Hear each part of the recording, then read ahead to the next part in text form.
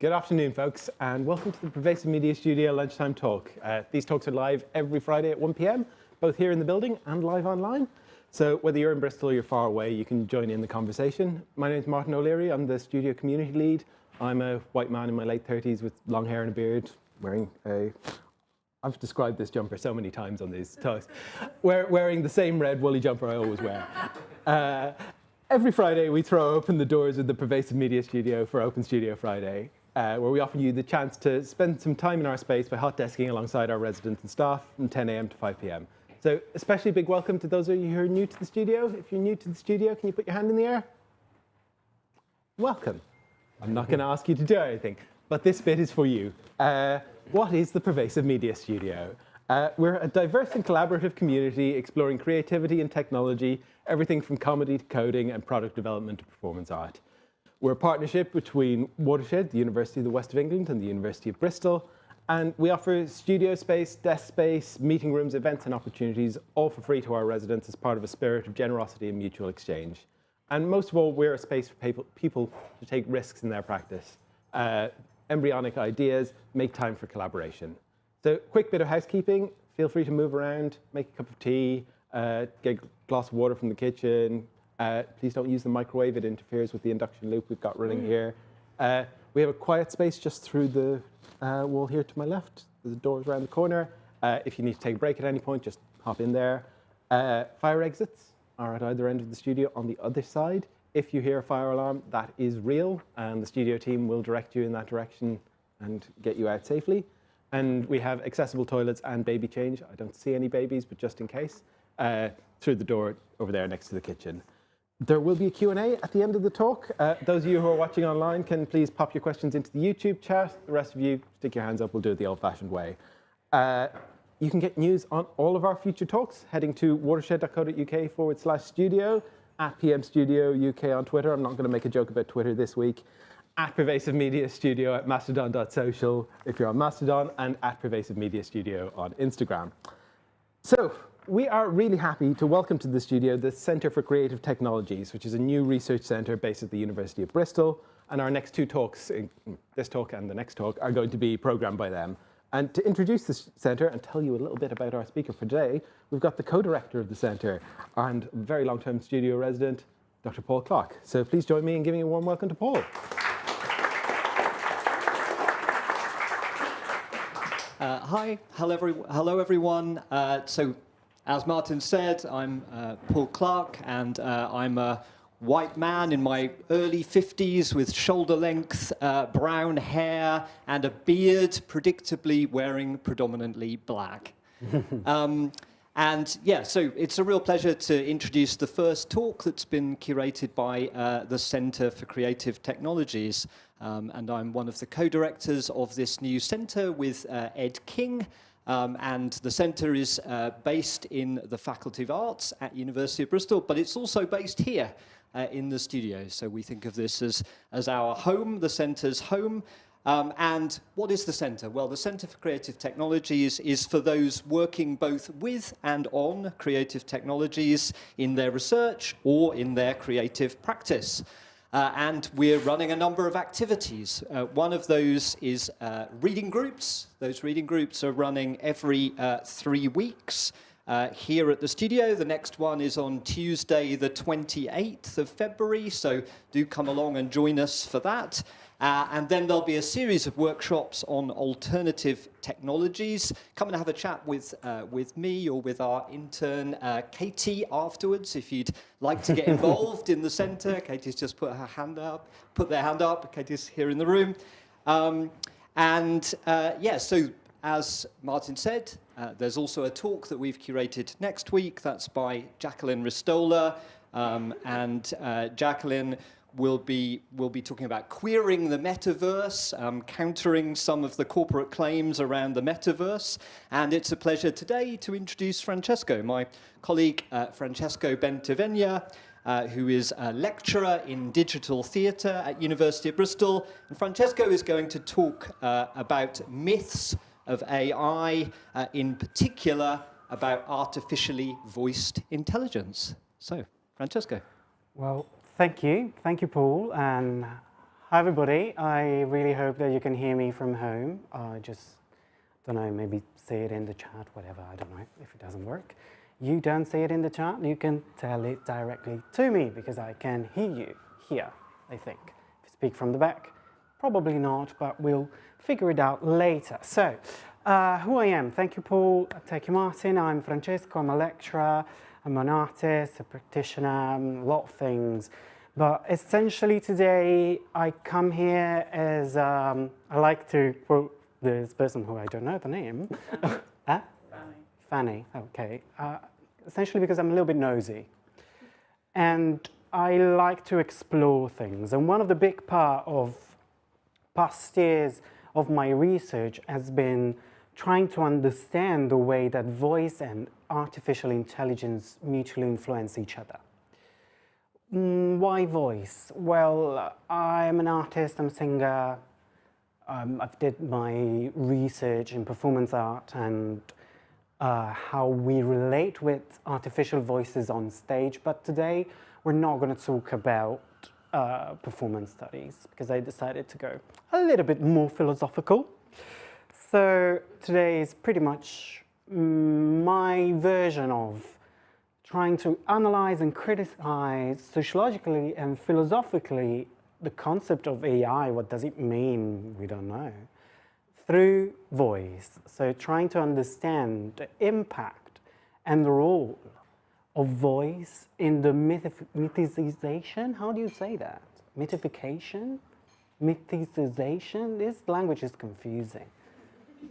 By the way, turning AI into a myth. Okay? Mythologizing. That's cool. I really hope I didn't put mythicization in there. If I had, excuse me, I'm a lecturer, but English is not my first language, so please be indulgent. Do you say indulgent? No, you see? I don't know. Be something.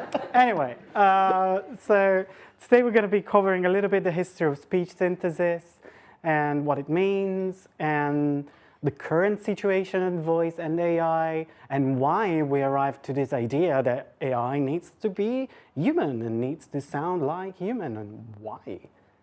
It's creepy. But anyway, moving on. So before we start, a little disclaimer, I'm not a computer scientist. Okay? So if I say something that hurts you as a computer scientist, refrain to hate me, just say it at the end and be like, look, that was a bit not true. And I'm like, cool, thank you, because that's how it's supposed to be. Anyway, a couple of definitions that I like about things. The first one is about AI. So I like Matteo Pasquinelli's definition of the mythical AI as a process of crystallizing collective and personal data in privatized algorithms that is used for the automation of complex tasks. So however simple, this mythical idea of AI has risen into a major interest in philosophy, although it's just a series of actually network process that classificates data. Then there is another couple of quotes from something that Harriet probably, I don't see, but probably is online, but who gave a talk here in the past, directed me to, which is the Feminist Internet Collective, which is a wonderful website. I'm going to give it the link later on. But and they created this feminist Alexa, and they called it Fixa. And a couple of quotes from Fixa that says what AI is for two of collaborators with Fixa. And one is Alex Fefega. AI is the art of how to make computers do things at which humans are currently better. And one of the biggest names of creative computers, Marguerite Baudin, that says that AI seeks to make computers do the sort of things that minds can do. I kind of like this three different definitions, so just to set the ground for what we're talking about. Then, what is artificial voice? Well, it's been called artificial voice, speech synthesis, synthesized voice, synthetic voice, computer voice. Could be said in so many different ways, but essentially we're talking about a simulation of human speech, essentially. A simulation of speech, a simulation of the connections of sound and language together, okay? An artificial voice is an umbrella term that applies to all voices augmented by technology, in my opinion, mechanically reproduce speech and speech synthesis. And then finally, myth. So I went to the Oxford Dictionary to see how to define myth, to see like, okay, I like a member definition, yes, but it doesn't apply. And I like this other definition, yes, but it doesn't apply, so what should I do? And I look at the definition in the Oxford Dictionary, and I like this 3 in particular, because there's plenty, there's like 70, I'm like, what? But anyway, I like this 3 the most. The first one is, myth is a traditional story typically involving supernatural being or forces which embodies and provides an explanation. I'm giving a little bit of hints to the important words here, or justification for something such as the early history of a society or a natural phenomenon, in this case, an artificial phenomenon. And then another one that I liked is a widespread but untrue or erroneous story or belief, a widely held misconception, a misrepresentation of the truth, or also something existing only in myth. So something that exists only in the way that we talk about it, not something that actually exists. And then lastly, a popular conception or a person or thing which exaggerates or idealizes the truth. I think that both of the 3, both, what is the 3 of them? Yeah, the 3 of them apply to AI in a way or another, and we're going to look at that. So moving on, we are going to start with a little bit of a history of automated speech and what it is, this myth of recreating human voices. Then we're going to go a little bit in depth in why do we need to recreate human voice and why are the inspirations that influenced the way that we perceive human voice, how these have an impact on the concept of AI that we have, and then some current practices that kind of rethink, in a way, what is the relationship that we have with the models that we use to develop AI, okay? Again, not computer science, so if I say something horrible, not horrible, like something not good, just let me know. Anyway, so let's start with the myths of automated speech.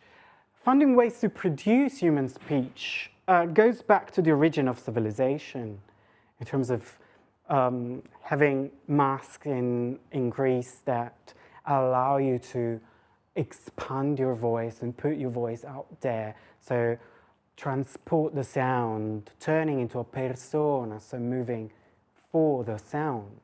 Or ancient Greek, or ancient Egypt, or even China with this androids that were able to sing.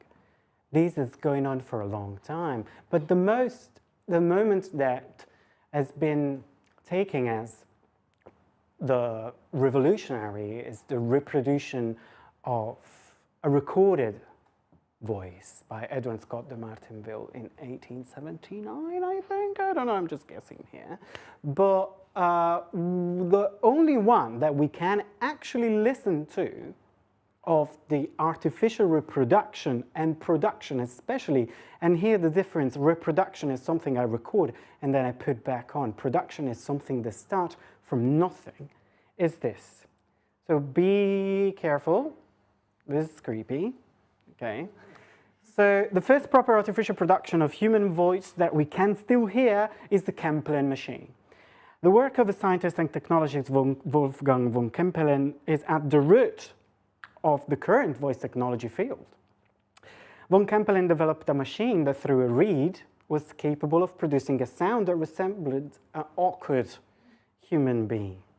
the speaking talking acts that he created through this were like essentially theatrical machines that he would use to amaze the crowd. But at the same time, they were artificial reproduction of voices that were making and paving the way to actually understand how voice work, because we never knew.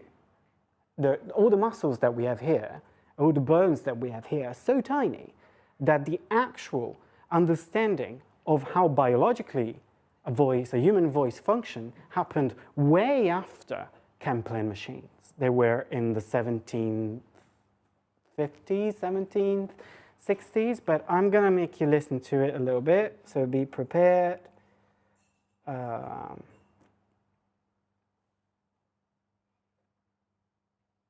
Okay. Muted. Oh, sorry.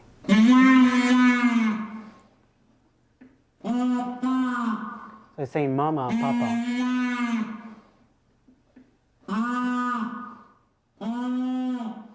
Oh, it's doing the vowels.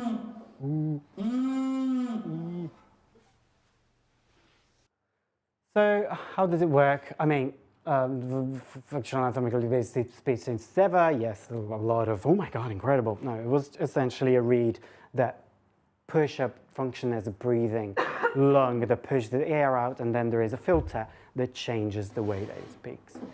I'm going to share the link so you will be able to watch it properly on your own if you want to.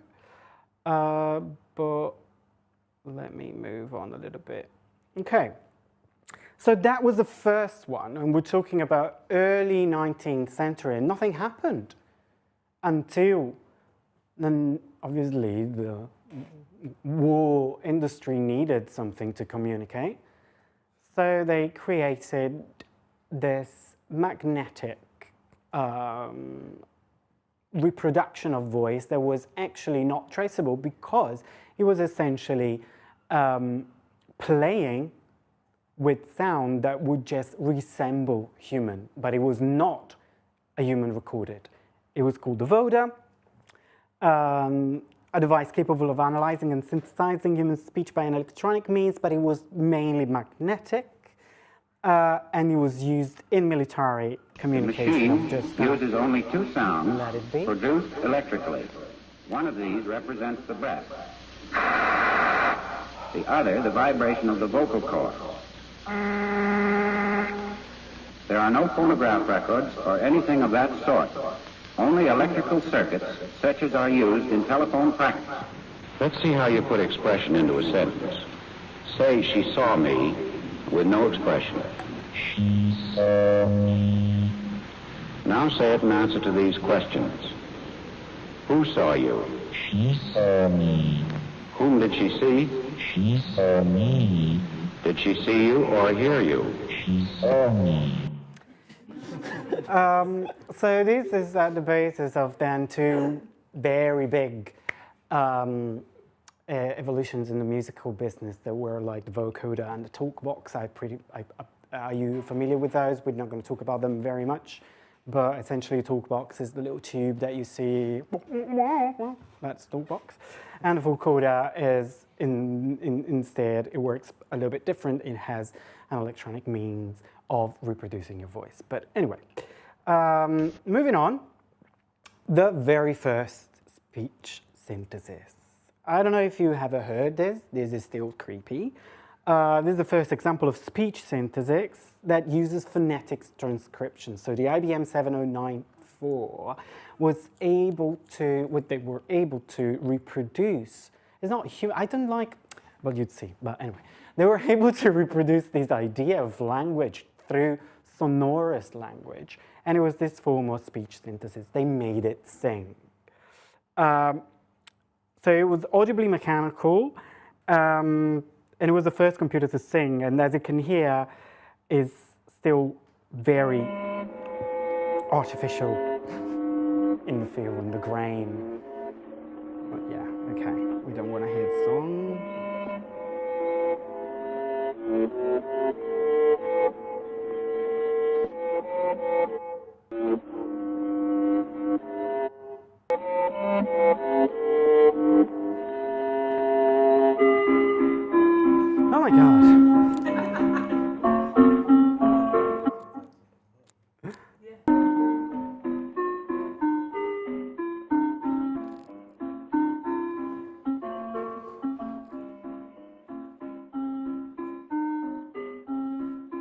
coming, I promise.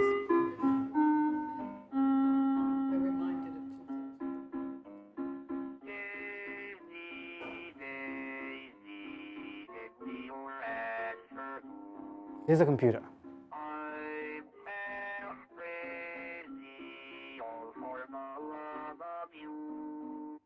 So these went on and influenced the biggest example in media reproduction of a computer talking, which is HAL from 2001 Space Odyssey, but we're going to talk about HAL a little bit more later on.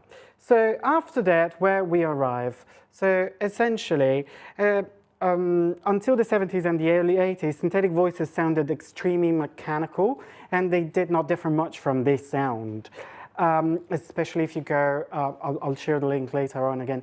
There is this very interesting video from the 8-bit, I don't remember his name on YouTube, but it's this very good, wonderful YouTuber that goes back in time and looks at old video games from the 80s and 90s. And there is this whole episode on speech synthesis and in video gaming that was apparently a thing, never worked, was super useless and creepy because the thing that speech synthesis is essentially. But anyway, so personal computers and plummeting of prices of processing power allowed the creation of concatenative synthesis that emerged as a choice for increasing naturally sounding voice. So speech synthesis consists in pairing different phonemes of pre-recorded speech, then combining them through digital and mechanical processes. A synthetic voice then results from numerous disembodied little pieces of human voices pre-recorded and put together to create a different one. Simple. These pieces are called phonemes, as I said, or form phones that are any speech, sound, or gesture considered a physical event without regards to its place in phonology or language. So, all of this, taken on their own, disentangled from the meaning, they form a phoneme, okay? The analysis and synthesis of human speech allow computers to select phonemes and link them differently to achieve different pronunciation, change words, and therefore different meanings.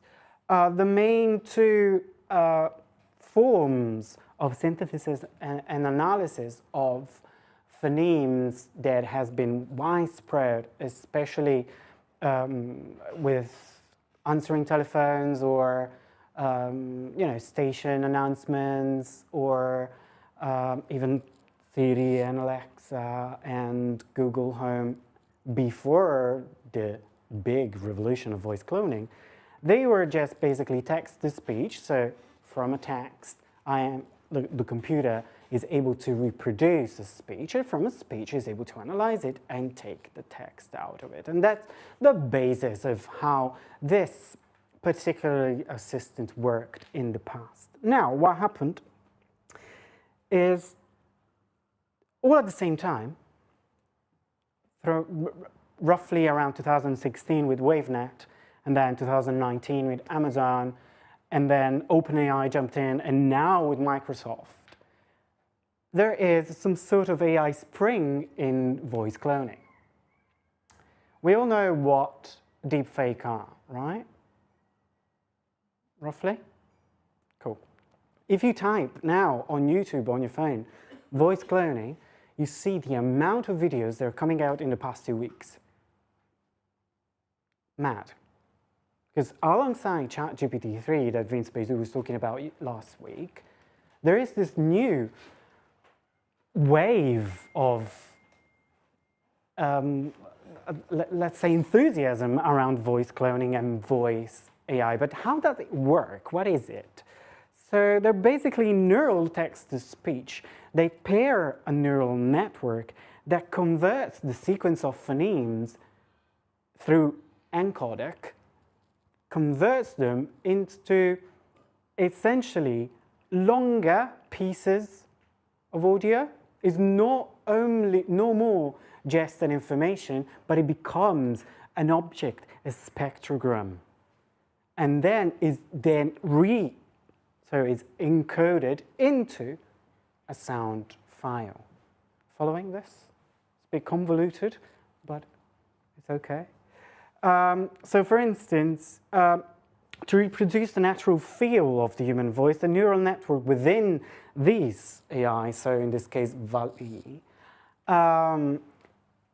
has been trained in listening to the voices and phonemes, and then therefore trying to reproduce that voice as close as possible to the original model. Okay?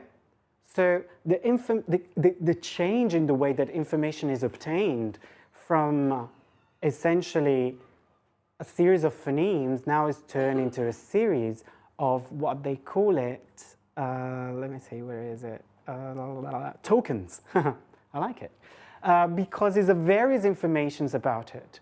So it becomes an object instead of just one thing.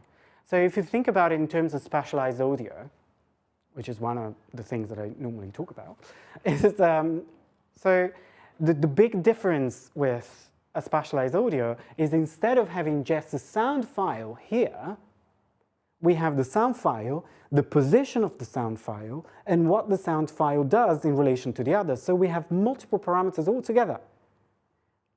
Roughly, don't hate me on this, roughly, this is how neural text-to-speech approaches encoding and decoding for human voices. Now, in these voices, language, prosody, pitch, programming, social habitus, authors' ideas, listeners' positionality, they all coexist. Whereas a human voice exists without language or sound, so I can, this without language, or if I am vocally impaired, I have still a voice. I have still my way of talking. In this kind of artificial voice, language and sound are always there.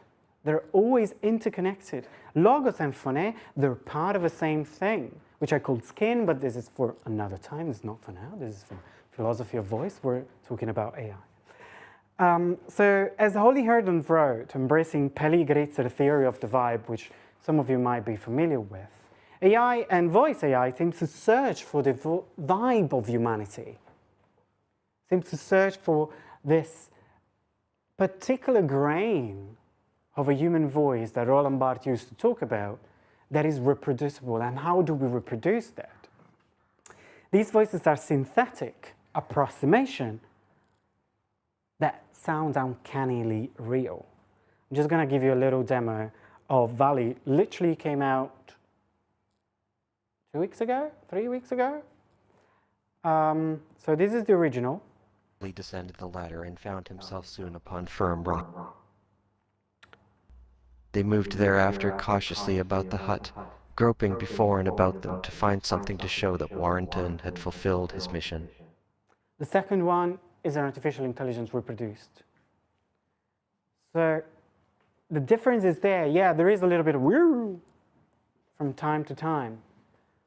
But the very fact that they're capable to reproduce the feel, the idea, the grain of the voice, it's a bit scary. And I don't know why, and that's the whole bit of today, I don't really know why we need it. So let me say a couple of things about this. So the original voice of the Campbellian machine has a particular sound that feels eerily non-human, a mechanic grain, a vibrant artificial growl that makes it inherently uncanny. Yes, and Trevor Cox describes it as a cow mournfully mooing, rather than a kid asking for the parents. So in the 18th century, there were no models for artificial voices because not enough biological and technological research was done, as I said. So the early 20th forms of reproduction, even of reproduction of human voice, sounded a bit eerie, but still with an artificial vibe. There was the possibility to engage with that kind of voices artistically, but it hasn't been done. We've decided to focus on turning voice of a computer, so of an object, as close to humans as possible. why? In every paper that I try to read, I say try because the majority of them contain opaque jargon that to me is, okay, there's a number, okay. Nobody seemed to be able to explain to me why would we want to copy a human voice in the first place. Not saying why would we want to create a different voice. I'm saying why would we want to copy a human voice in the first place. Well, first of all, the research moved towards more advanced and natural sounding voices to expand the possibilities for people who have been laryngotocmixized or evophonia, which is great, which is why we should think of ways to create voices that are naturally sounding for people that kind of want to have a voice. But why do we need to copy other voices? Well, you say, well, we need to train the artificial intelligence. Yes. But this process of humanization of computers is a bit problematic, in my opinion, because the way that it's sold to the public is not as, oh, this is good for a speech-impaired person. No, the way that it's given out, as much as ChatGPT is given out, is, ooh, this is a computer talking. This is a magical being. And I'm like, no, it's not a magical being. And how, from where this comes from? Well, in my opinion, it is a series of causes from where we have this tendency to humanize artificial intelligence and especially artificial intelligence voices. We could say capitalism. I don't know. Why? Well, constant reproduction of things. We could say the myth of creation, a masculinist drive to power and exploitation, a westernized idea of intelligence equals humanity, equals what intelligence we're talking about. These are all very valid points that I agree with that has been expanded by other scholars, but as I said, my specialism is voice. And voice, in my opinion, had a huge part in it and has been constantly re-influenced by it in a loop. Are you following a little bit? Am I going too fast? Am I going too weird? No, it's fine. Cool. So that's why I use this term artificially voiced intelligences instead of artificially voiced intelligence or something like that. Because the definition wishes to call out those images or ideas or representation of AI that gave a human voice to something essentially non-human, which is a series of algorithmic processes. So for the last 10-ish minutes, yeah, less, more, for the last 2 hours, I'm gonna begin with this little small analysis of voice. So let's start with a little simple yet effective dichotomy introduced by, sorry, I got lost a little bit. Can you see it? Yeah. Introduced by Guzman, who's a computer scientist. And that multiple scholars have used to talk about voice and the way that we relate with voices in general. Because if we talk about voice, we always talk about relations, right? There's not a voice if the voice is not heard, in my opinion. Might or might not. Too many big questions. Anyway, so Guzman took an experiment where with different participants, especially in elderly care, they put these participants to talk with a voice assistant, in particular Siri. And they were wondering how they would perceive Siri's identity through their voice. And the way that they've been able to categorize it is essentially two forms of relation. One is voice in the machine, and the other one is voice of the machine. So voice of the machine is when the user perceives the synthetic voice as the voice of the device. So this thing is talking to me, if this water bottle is talking to me, oh, this is the water bottle's voice. I'm talking to the water bottle. Voice in the machine is when the user perceives that there's something else. So I'm not talking to a water bottle, I'm talking to something that is bigger than the water bottle, but it still is an identity within the water bottle. Does it make sense?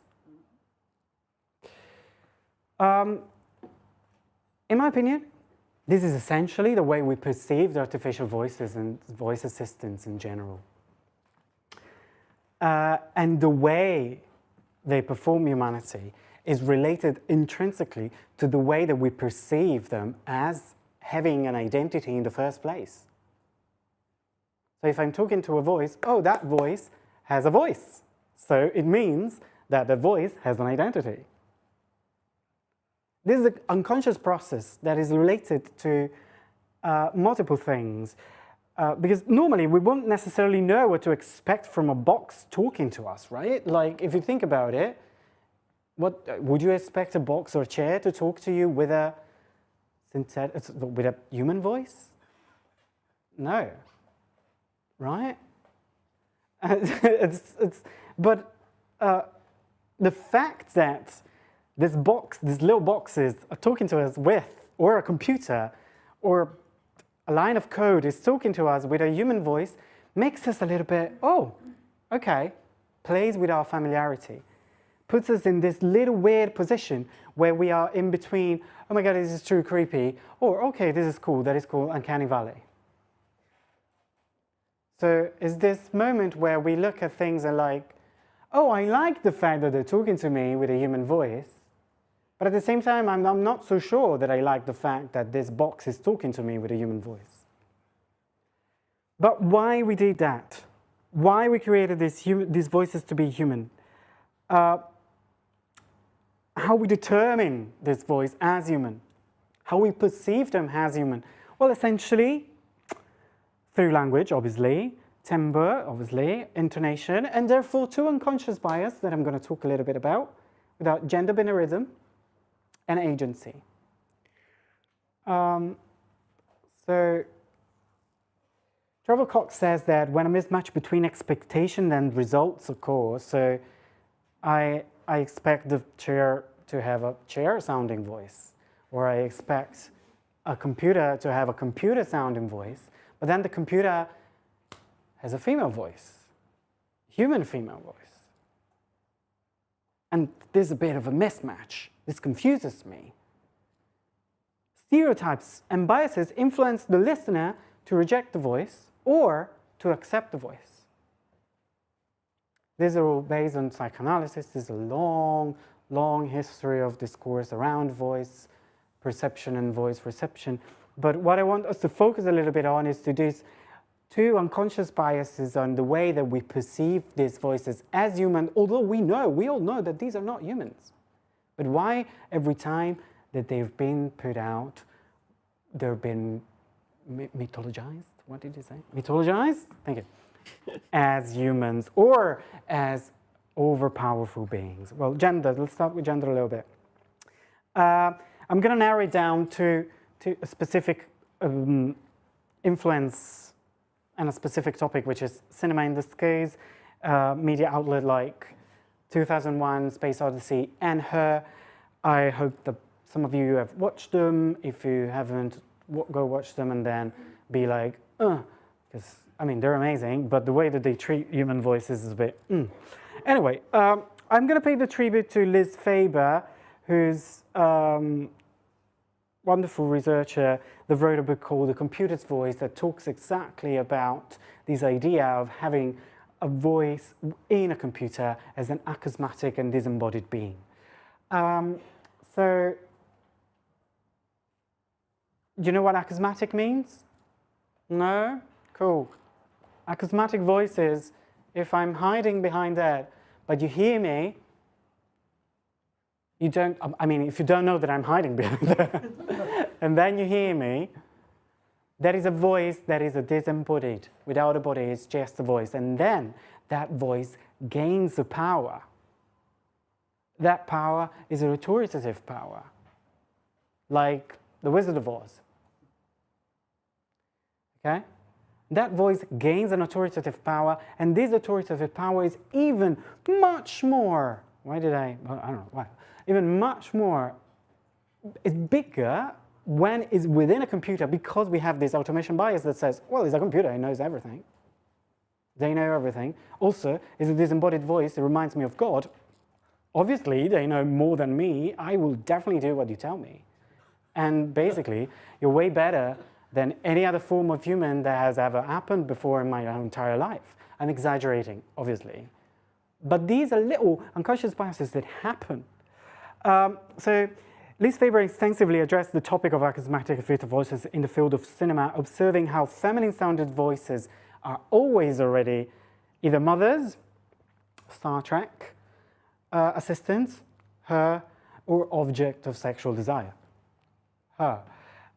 Men voices, male voices, are essentially fatherly figures, or cool uncles that know stuff. But at the same time, there are military authorities that want to conquer everything, like HAL in 2001, Space Odyssey. They're funny, they're cool, but they want to conquer everything. So male voices tend to give order, female voices tend to be assistant. This has been a hugely problematic, that actually, to be fair, big corporations have kind of tried to say, oh no, we're sorry, we didn't want to put Siri with a standard white female voice that is your assistant, and GPS didn't want to essentially use male voices because they're too assertive. And this is a big problem in the history of voice reception. But the thing is that we are so intertwined with these stereotypes of voice.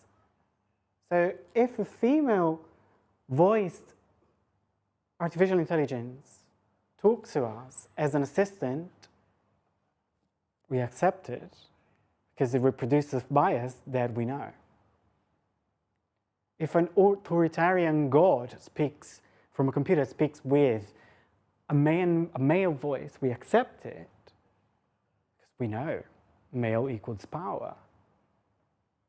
So all of this turns into making voice a technology to turn us into a process that tells us, so these voices gendered, cool, it must be human. Or if not, must be human is, I can relate to it as a human because it's gendered, because it reproduces a stereotype of gender that I can align to. How is this not problematic? It's hugely problematic. The other little unconscious bias that I wanted to talk about has to do with agency, and the sound studies scholar Cox explained that adding speech to a technological device suggests agency. In this case, I understand that agency as a possibility to act or to change the listener perception of the device. It becomes sentient, an agent, a human, once again. In a simple dichotomy, when a listener relates with a synthetic voice as a voice of the machine, they take in a scientific approach. The device has a voice and it has agency because humans created it to mimic a human voice. Meanwhile, approaching a synthetic voice as a voice in the machine implies the existence of an identity behind or beyond the device. The device is a hollow box where someone else's voice is reproduced. Both approaches further and evoke imagination in the listener, something more than a simple object or device, but almost sentient, capable of hearing and processing my words as much as I can theirs. We give agencies to this artificial intelligence voices because they speak, and so therefore they are humans. As Miriam Young says, in the synthesized voice, we find the epitomization of simulacra, the copy without the original. The ideal voice, fixed, predictable, and defined, may come to seem more real than the original. The voice becomes a sign of humanity, and the technological object, a human, a kin, a person. These three terms are not interchangeable, yet it suffices to give, voice to an object, the such object to become human. A companion.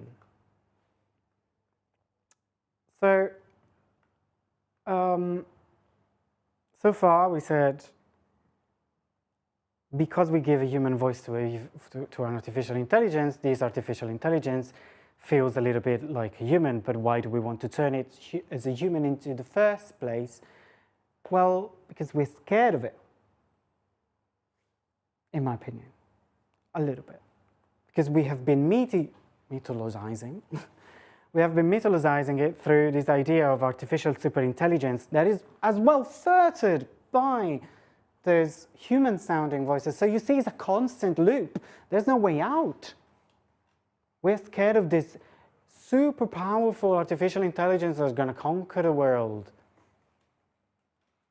What? This is not real.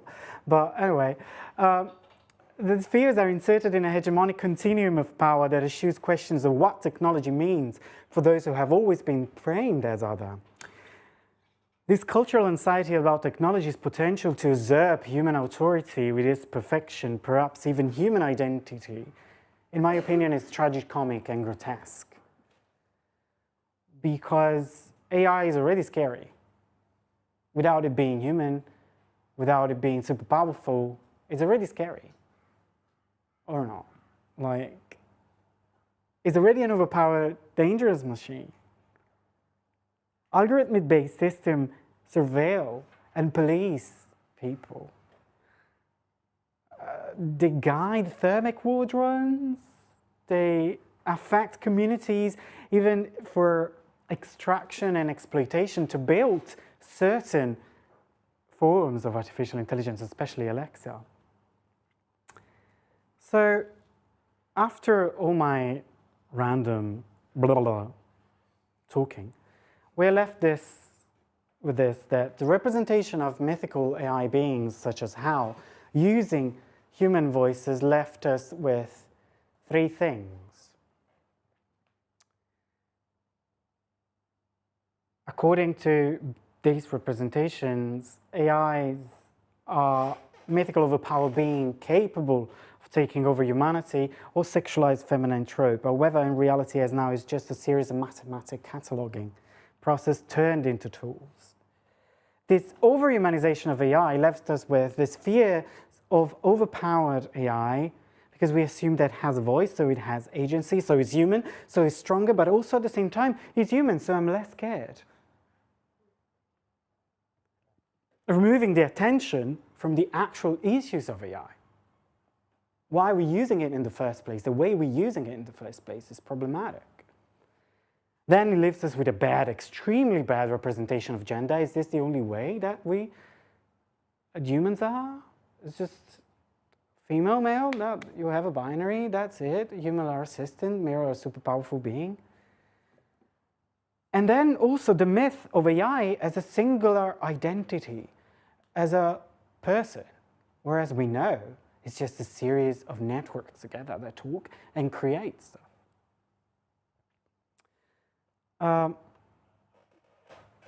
I think I'm going beyond the time, so I'm just going to slowly come to an end. If we stop talking about the voice of the AI or voice in the AI, we could rethink AI in the first place as a series of processes to work with, not as a conscious identity to be scared of or to tame, or to be tamed by. Rather than acting as a mythical overpowered being or a perfect ideal of humans, AI is a set of mathematical rules. So why don't we try and understand AI voices as a set of mathematical rules that help us to create something different? In this way, I propose a third conceptual iteration that is called voice with the machine, where we co-create together. And I'm going to give you some examples of this that has happened already. First one is Holly Herden work on spawning, which is giving the opportunity to artists to give out their own voices for people to collaborate with them. So create this, it's a parallelism to sampling, which is still problematic in my opinion. But anyway, spawning is essentially using neural networks to learn how my voice sounds and then give out my voice. So I'm using it just to give out my voice. I'm not copying any other voice in the world. And she created this tool called Hollyplus. Go and have a look, it's very interesting. Then there's queering AI, especially by the feminist internet community, and Q, which are two different processes that try to reimagine how AI voices should sound like if they're not within the binary of female and male, but how do they sound like a trans person or a non-binary person? It's a collective of people, of trans people and non-binary people trying to work on this. And it's called SIB, and I'm going to show you. And then finally, using voice cloning and voice AI as a form of collective memory to go into things that has been forgotten. And a shout out to a work that I've recently discovered. They are amazing. Teresa Pilinski, I'm going to give the name later on, and Paula Núñez do Prado. And they work with voice cloning as a form of archival memory, so recloning voices of long-lasted memories of people that has gone. And so to recreate their existence in a way or another. So, on top of these fascinating practices, I wonder what could be a process of co-creation with the network datification of reality that does not take human as models, only human as models, because we have to reproduce humanity. No, we don't. We're not gods. We can use AI to do something else. We can start from different models. We can start from different sounds. We can start from different voices, not just human. To end, and thank you all for following me in this ramble. I don't know how much of these approaches can have as much of an impact on the way that we conceive AI as Hal or her or Siri as well has. Because essentially with AI, I'm always caught in between two quotes that are very overused, but I think they're quite important in this case. And I align myself with Dan McQuillan on the need to resist AI. And the two quotes is, and I merged them, one is from Antonio Gramsci, which is the pessimism of intelligence, optimism of the will. So yes, the situation is grim. It's a constant reproduction of stereotypes and biases, a constant problematics around ownership, a constant problematic of exploitation, but there is a possibility to be good, right? Like we can find the good in things, but at the same time, I like to use Audre one that says that the master's tools, and in this case I see AI as a master's tool that is created for essentially reproducing a based idea of what humanity should be and used for essentially exploitation, will never dismantle the master's house. So the master tools in this case will never help rethinking AI in itself. So it's a bit pessimistic, my point of view, and I'm sorry. But anyway, thank you all. These are some cool people doing cool stuff. I'm going to send it over via Martin, possibly, and I'm going to share this as a paper and as a PDF. Feel free to take pictures. These are all the bibliography. Thank you so much for being very kind to listening to me.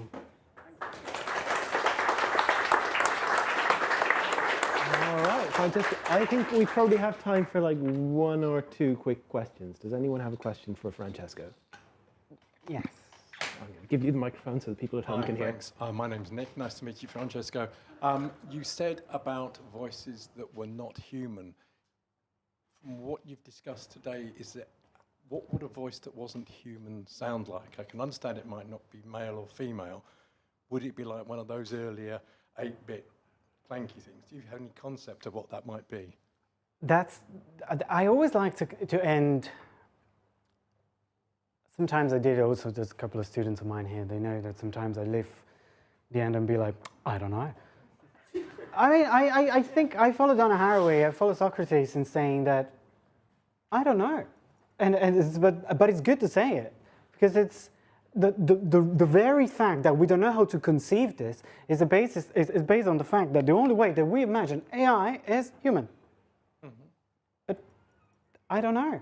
It could be one of those mooing Camplin machines, and I could create But as again, I'm pessimist on the usage of AI voices other than medical reasons, because we don't need Siri. Nobody needs Siri.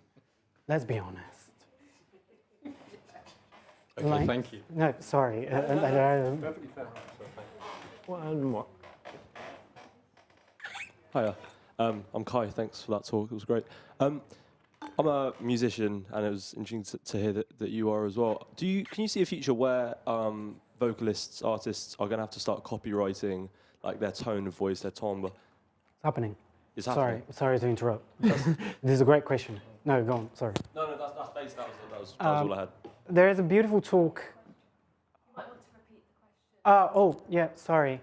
The question is, do you think that there is a future where artists will need to copyright their voices in order for it not to be cloned?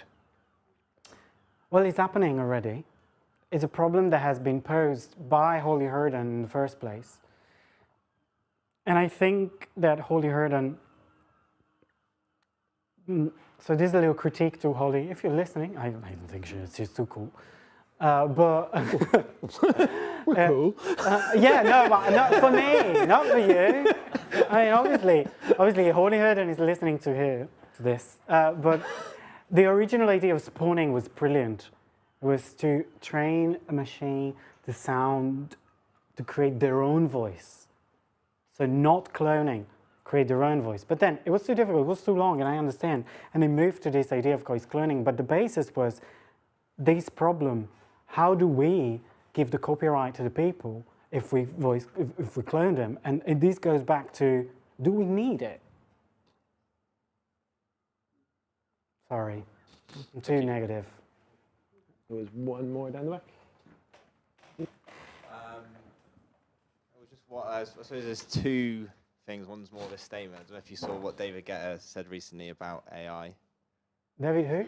Yeah, so he got Eminem's voice through AI and then played it out, and everybody loved it. And he says that AI is the future of music because every new technology that comes through creates new genres of music, and AI is that new frontier. I wonder what you thought about that. And also, would you recommend any... It sounds like you're not really the biggest advocate, though, but I found Resemble AI does a good representation. Do you know any ones that someone could use to recreate your own voice? To recreate your own voice? Yeah.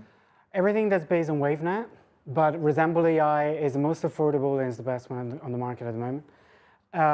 Whenever they put out Microsoft Volley, if you want to work on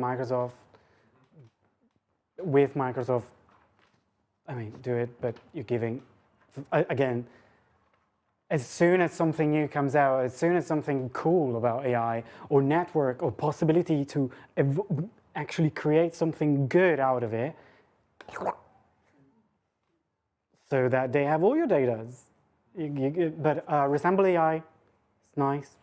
It used to be Lyrebird. Lyrebird was amazing. It was very fun.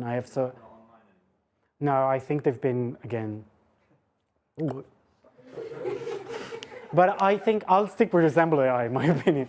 But what I'm saying is, I didn't have time and I sped through at the end, but what I wanted to say is, the best way to use AI, in my opinion, is through generative art. It's the best way. Because then you especially if you use these things that are not open access doesn't mean anything, but if you use this tool to co-create with you, that's where the future needs to go, because it's interesting, it's fascinating, it's great, but at the same time, why do we need to clone a voice to do so? Can we not wait, do it slower, and find a way to let a computer create their own voice? No, you go. Is it a question of ergonomics? Like a tool need to be, we've got handles because as human we can use it. Is the fact that we're using our own voices an ergonomics question to make them usable? Otherwise, we wouldn't use them. Well, what do you mean? Like, are you asking to me if I'm not sure if I'm asking a question. Okay, no, go on. I like the idea of ergonomics and this idea of using someone else's voice. And there's a video, if you're interested, especially for those of you who are musicians or interested in voice AI and voice cloning. There is a video, a talk by Holly Hurdon. It's only 9 minutes. 9 minutes. And there is a good representation of how to use Oli Plus. I like this idea of ergonomics. Might steal it. No, I'm joking. What's her name? No, yeah, yeah. Yeah, can I use it? Okay, cool. Perfect. Sorry if I rambled a lot and I went too fast. I said a lot of things.